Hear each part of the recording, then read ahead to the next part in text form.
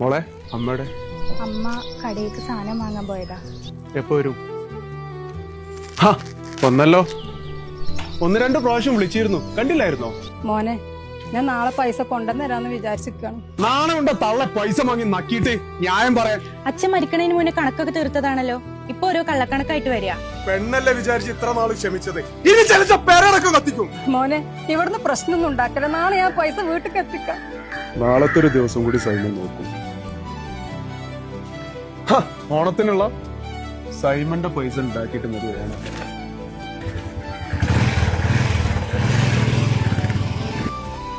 നമുക്കൊന്നും ചോദിക്കാനും പറയാനും ആരില്ലാത്തോണ്ടല്ലേ ഇവരൊക്കെ എങ്ങനെ ചെയ്യണേ?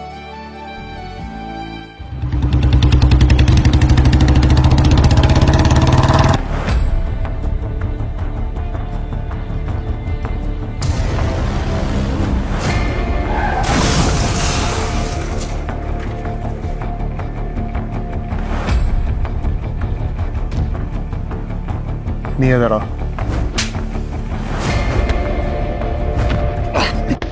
നീ എന്തിനാ എന്നടിക്കുന്നേ? നിന്നെ അമ്മയുടെ മോളെ പരിസരത്താണ് നാട്ടിലാ വിളിക്കും.